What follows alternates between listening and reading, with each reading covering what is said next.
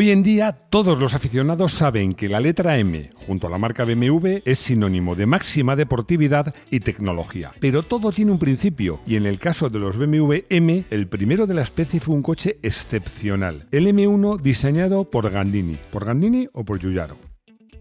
Desde la Patagonia chilena, bienvenidos a Garaje Hermético. Enciérrate con nosotros.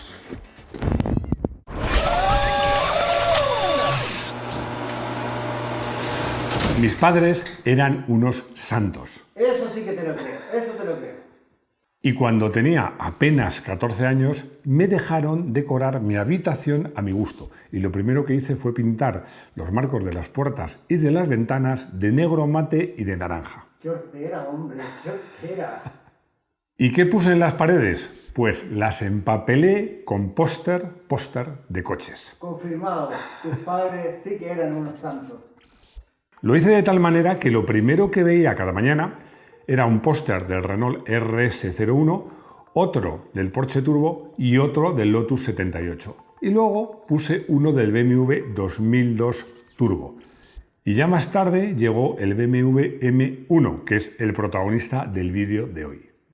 Y si además tengo toda la información que tenemos en la revista, pues conseguimos un buen vídeo, os lo aseguro, como son todos los vídeos patrocinados por la revista 0 a 100. Una garantía de buena información y de buenas fotos. Y os digo una cosa, el contenido en este número 8 me ha gustado especialmente. Quizás porque aparecen dos de mis mitos de juventud, el BMW M1, protagonista de este vídeo, y el Lamborghini Marshall, un coche del que me enamoré en cuanto lo vi, y una de las obras maestras de Marcello Gandini. ¿Y qué he hecho cuando me ha llegado este número? Comprar unos marcos para colgar las láminas de estos dos cochazos. Recordad, 0 a 100 se vende solo online, en el link que aparece en pantalla, y que si eres garajista tienes descuento si introduces el código que figura en el texto descriptivo. Volviendo a nuestra historia, pues la verdad es que los alemanes son grandísimos ingenieros, pero para denominar los coches, pues francamente no tienen tanta imaginación. ¿Por qué digo esto?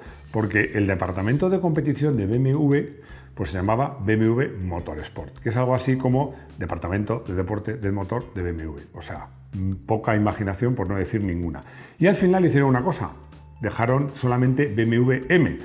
Esa M, por cierto, me recuerda a la jefa, según las películas, jefa o jefe de James Bond en las películas de 007, que como bien sabéis se llama también M. Pero ya sabéis las normas de la casa, ¿verdad, Rodrigo? Lo sabemos todos. Las historias empiezan por el principio. BMW Turbo.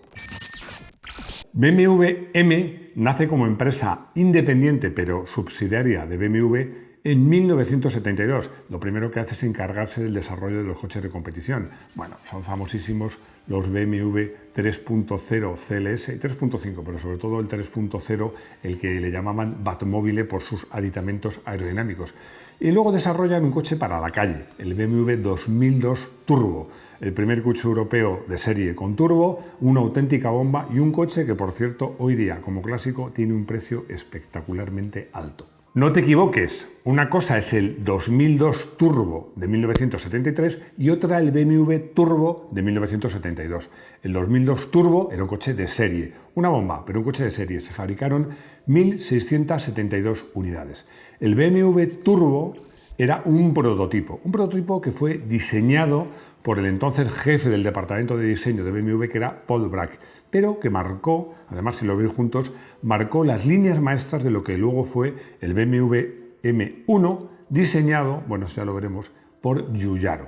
El BMW Turbo ofrecía, bueno, era un coche que destacaba en su momento por una altura muy reducida, era una carrocería muy aerodinámica y tenía un motor bastante elaborado, era un 4 cilindros con turbo que desarrollaba en el prototipo 270 caballos y que luego fue desinflado para usarlo por la calle, el que llevó el BMW 2002 Turbo, pero en ese caso ofrecía 170 caballos, que tampoco está nada mal. Llega Jochen Nerspacht. Bueno, en realidad llega Jochen Nerspacht y llega Gottlob desde los Estados Unidos. Además, ambos, pues, les gustaba esa filosofía que en esos años, pues, era muy popular entre las marcas, ganar carreras el domingo para vender el lunes. Bueno, como os digo, en los años 80 funcionaba muy bien. Hoy día como presumir de que tus coches corren mucho, pues no es lo mejor del mundo, no sé si funciona tan bien. Pero volvamos a aquellos años y a las carreras, porque BMW ya en esos años tenía mucho éxito en las carreras de turismos, sobre todo de turismos. Y bueno, pues Nurpatch fue un visionario. ¿Por qué? Por dos motivos.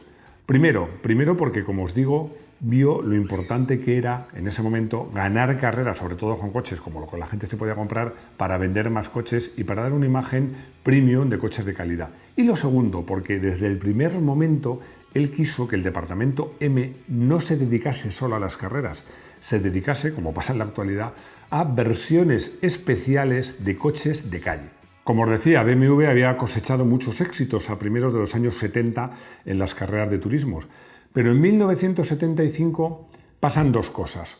Una, que cambia el reglamento, llegan los Grupo 5 siluetas y bueno, pues tanto BMW como Porsche les gusta ese reglamento y pasa otra cosa, que sus 2002, que eran los más antiguos, y los 3.0 CLS y 3.5 se quedan obsoletos. Y entonces Jochen Nurpatch piensa, ¿y si convertimos en coche de calle nuestro prototipo BMW Turbo? Lamborghini entra en escena. Y muchos os preguntaréis, ¿qué pinta Lamborghini en todo esto? Bueno, pues muy sencillo, que en esa época BMW no tenía capacidad ni tecnología para hacer este tipo de coches. Y se le ocurre, bueno, ¿qué marca nos puede hacer el desarrollo de este modelo? Y piensan en Lamborghini. Lamborghini, que en esos momentos estaba pasando por una enorme crisis financiera y recibe este proyecto y sobre todo el dinero que trae con los brazos abiertos. BMW pagó 30 millones de liras, que no es tanto dinero porque acordaos que la lira valía muy poquito, pero bueno, a Lamborghini le venía de fábula. Y entra en escena Giorgio Molinari. Este personaje es un gran desconocido porque ha participado en el desarrollo de coches auténticamente míticos, incluido este. Bueno, Giorgio Molinari pues hizo una propuesta, se fue con ella debajo del brazo a Múnich, como dicen los alemanes, y a los alemanes les encantó la propuesta. Hacía falta un diseñador a la altura para la carrocería, para diseñar la carrocería de este superdeportivo. Molinari había trabajado en muchas ocasiones con carrocería Bertone y decide recurrir a ellos, con la gran fortuna de que en ese momento en carrocería Bertone trabaja nada más y nada menos que Marcello Gandini. Los más espabilados os estaréis preguntando, pero vamos a ver, ¿no has dicho que el diseño era de Giorgetto Giugiaro? Bueno, es que las dos cosas son verdad, porque inicialmente el proyecto se le encargó a Bertone y por tanto a Marcello Gandini, pero por problemas económicos cambiaron de empresa y llevaron el proyecto a Italdesign. ¿Y quién trabajaba entonces en Italdesign? Nada más y nada menos que Giorgetto Giugiaro. O sea que yo creo que es un caso único de un coche en el que han participado dos de los más grandes, Gandini y Giugiaro. Lo haremos nosotros mismos. Todos estos problemas, por cierto, muy típicos italianos de una empresa que se arruina, se cambian de empresa. Bueno, además a los alemanes, que son los reyes, como decía mi abuelo, los reyes de la planificación. Tiene que estar todo planificado y todo cumplir unas fechas. Todo esto les estaba poniendo muy nerviosos. Así que en un consejo de administración de la marca deciden lo siguiente. Deciden, vamos a hacerlo nosotros mismos. La realidad es que BMW lideró el proyecto, pero realmente no lo hicieron ellos, porque el proceso de fabricación del coche era complicado, porque la carrocería y parte del chasis se hacía en Italdesign. De ahí se iba a las instalaciones para acabar de terminar la parte del chasis que había creado entonces Marchesi. Y todo esto además lo coordinaba una empresa italiana que se llama Italingegneria en italiano. Bueno, toda esa complicación no acababa ahí, porque vosotros pensaréis, bueno, y después ya todo eso iba a BMW. No, no iba a BMW. Iba a la empresa, una empresa muy próxima a BMW en todos los sentidos, tanto en cercanía como en mentalidad, que era Baur, un carrucero. Y ahí lo primero que hacían, según ellos, era repasar todo lo que habían hecho los italianos, porque, insisto, según ellos, no daba la calidad mínima. Y por fin terminaban el coche. Bueno, solo faltaba montar la mecánica. Solo al final de todo este complicado proceso, cuando ya Baur había montado la mecánica, era cuando aparecía la gente de BMW para hacer un control de calidad en coche parado e incluso probándolo por carretera. Bueno, a ver, se hicieron de este coche, que hoy día está cotizadísimo, como podéis imaginar, para la calle, o sea, matriculables, aparte de la de competición, 399 unidades. ¿Os parecen pocas? Es que, fijaros, con todo el lío que era su producción, no son tan pocas. Así era el M1. No voy a hablar mucho de estética porque siempre es muy personal, aunque para mí es un coche muy bonito. Es cierto que a lo mejor no está en el top 10, quizá un poquito falto de personalidad, pero era un coche con un chasis muy rígido, unas suspensiones muy bien diseñadas y unos frenos prácticamente de competición. Probablemente lo mejor del coche era el motor. No he dicho una cosa, que en el BMW Turbo prototipo el motor era el 4 cilindros transversal, pero en ahora sí digo en el BMW M1 el motor era longitudinal. Era un 6 cilindros. Bueno, aquí interviene otro personaje, Paul Roche. Paul Roche es el responsable, entre otros, del motor 4 cilindros de Fórmula 1, que se dice que a pesar de ser solo 4 cilindros fue de los más potentes de la historia, que llegó a dar 1500 caballos en versión de cualificación y que le metió mano a este motor, porque este motor básicamente era el que habían tenido el bloque motor de 6 cilindros de 3,5 litros que habían tenido los BMWs 3.0 CLS y 3.5 CLS, que hicieron una culata diseñada partiendo de cero de 4 válvulas por cilindro y que conseguía muy buenos bajos, porque no era turbo, era solo atmosférico, unos muy buenos 277 caballos que en versiones de carrera se acercaban a los 500 caballos para un peso, que el coche era ligero, de solo 1.300 kilos. En su momento el M1 era un coche que muchos aficionados, incluso diría que profesionales, confundían con un coche italiano. Bueno, no en vano era diseño italiano, para algunos lo confundían con un Ferrari, un Lamborghini o un Maserati. Lógico. Procar Series. ¿Te imaginas a los actuales pilotos de Fórmula 1 compitiendo contra pilotos muy buenos de otras disciplinas en carreras previas al Gran Premio y todos con un buen coche, un buen GT, pero todos con el mismo coche? Bueno, a mí, ¿qué queréis que os diga? Se me hace la boca agua pensar donde pueda haber, que hubiera esas carreras donde Hamilton, Verstappen, Leclerc, Sainz, Alonso corrieran con otros pilotos de otras disciplinas. Eso fue lo que se hizo con las series Procar. Esto, que hoy en día es absolutamente imposible, fue lo que consiguió en 1979 Jochen Nerspath, que hizo unas carreras donde los 5 mejores pilotos de la parrilla de Fórmula 1 participaban con los BMW M1 muy bien preparados, pero todos iguales, en una carrera que era telonera de la Fórmula 1, insisto, con otros pilotos muy competitivos de otras disciplinas. Es cierto que ya hubo marcas entonces, como Renault o Ferrari, que prohibían a sus pilotos correr con un coche de otra marca.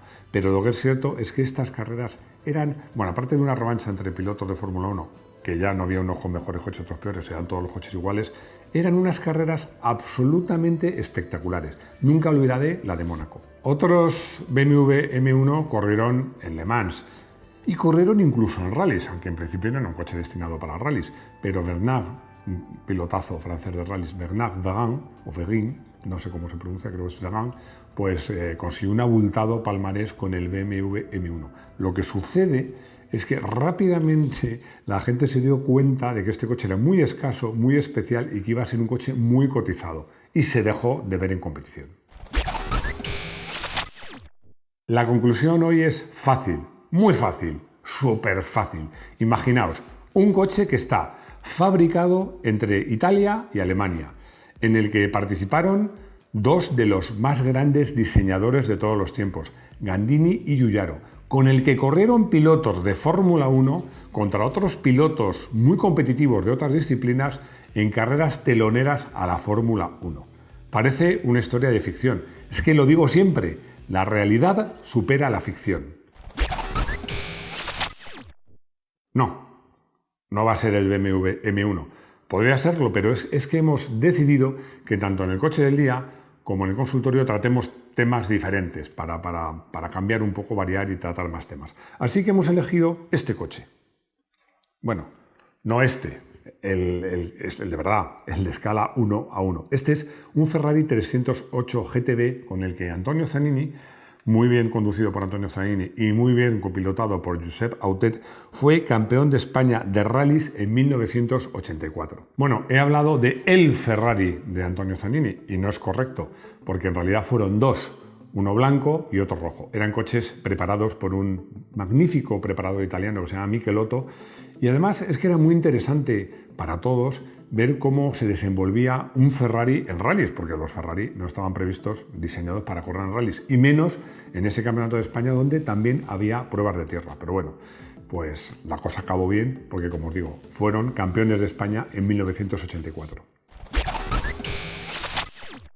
La verdad es que me llegan muchas preguntas referentes a Slot. Tengo pendiente hacer un par de vídeos sobre Slot. No se me ha olvidado, que os lo he prometido.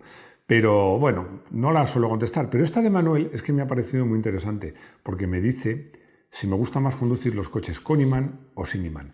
La respuesta es, me gustan los dos. Aunque si me das a elegir uno, prefiero los coches sin imán, porque requieren una conducción más fina, de que no derrapen, pero que sí deslicen para redondear las curvas. También quiero hacer un vídeo sobre cómo se conduce un coche de Slot, porque es más complicado de lo que parece. Sí que es cierto que un coche con imán es como si tuviera efecto suelo, se pega al suelo, pero me gustan los coches con imán con una condición, que sean muy, muy ligeros. Alberto me hace otra pregunta muy interesante. Si me parece a mí que son mejores las ruedas asimétricas que las simétricas. La respuesta es muy sencilla. Yo siempre he pensado que todos los neumáticos tendrían que ser asimétricos, porque estaréis conmigo que el flanco exterior de una rueda trabaja de una manera distinta al flanco interior y trabaja más.